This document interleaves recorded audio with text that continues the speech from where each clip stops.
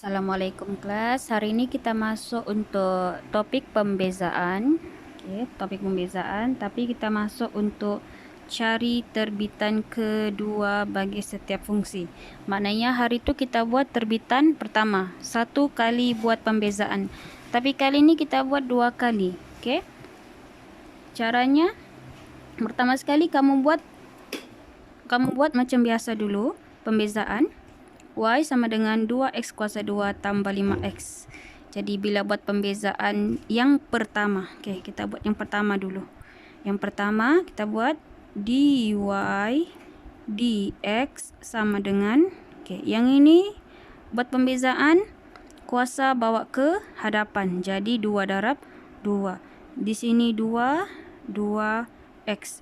2 ni tolak 1 kuasanya. Kuasa 1. Tambah dengan 5x.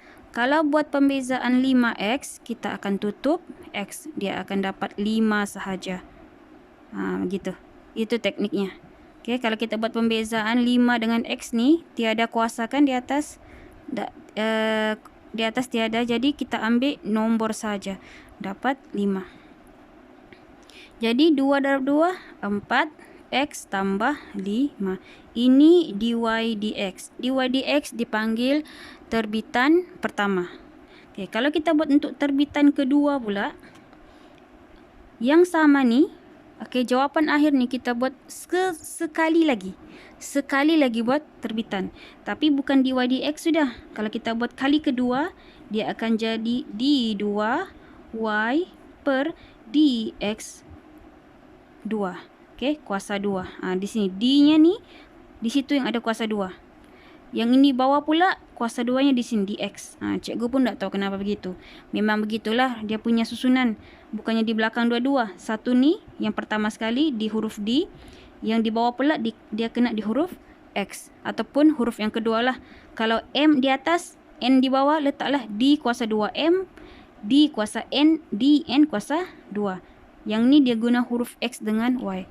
Jadi kalau kita buat terbitan yang kali kedua pula, sekali lagi, menggunakan jawapan akhir. Jawapan akhir. Jadi kita buatlah 4X, kita buat terbitan macam biasa. Kita tutup 4X. 4X ni kita tutup. Dapat jawapan 4. Nombor 5. 5 ni kalau kita buat terbitan kali kedua lagi, kita buat lagi sekali. 5 ni dia akan jadi kosong. Kenapa kosong? Bila nombor saja kita buat terbitan, dia akan jadi kosong. Sebab tiada huruf. Tiada huruf X ke, Y ke, Z ke, tak ada. Jadi 5 ni bila buat terbitan, dia automatik jadi kosong. Jadi jawapannya di sini, D kuasa 2Y, DX kuasa 2, jawapannya 4. Jawapan akhir. Kita tengok pula yang ni. Kita buat terbitan pertama pula. Terbitan pertama, dy dx. Yang ni x kuasa 3 buat terbitan, bawa ke hadapan. Jadi 3 di depan, duduk diam-diam. X kuasa. Yang ini dia jadi tolak 1 kuasa 2. Tambah 3x. Kalau 3x kita tutup x. Kita tutup x, kita akan dapat 3. Manakala di belakang ni tolak 1, bila buat terbitan dia akan jadi kosong. Kosong saja. Jadi jawapannya untuk yang pertama, terbitan pertama, 3x kuasa 2 tambah 3. Ini terbitan pertama. Bila kita buat terbitan kedua pula, terbitan kali kedua, d kuasa 2y, dx kuasa 2. Kuasa 2 ni mesti di huruf D. Yang di bawah ni kena huruf yang sini, belakang. Buat sekali lagi terbitan. Buat sekali lagi. Maknanya 2 ni bawa ke hadapan. Dia duduk diam-diam sini. 3x.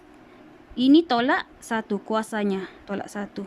Tambah dengan, bila kita buat terbitan 3 ni, dia akan jadi kosong. Jadi kita selesaikan. 2 darab 3, 6. X tambah kosong. Jadi terbitan keduanya kita akan dapat jawapan 6x. Ini bermakna inilah jalan kerja bila dia suruh cari terbitan kedua. Maknanya 2 kali. Buat sekali, dapat jawapan, kita buat lagi sekali. Cara yang sama, cuma kita buat ulang 2 kali. Yang ni pun kita sudah dapat jawapan, kita buat lagi sekali lagi. Okey, cara yang sama. Cuma yang ini kita sambung saja, kita buat lagi sekali lagi. Okey.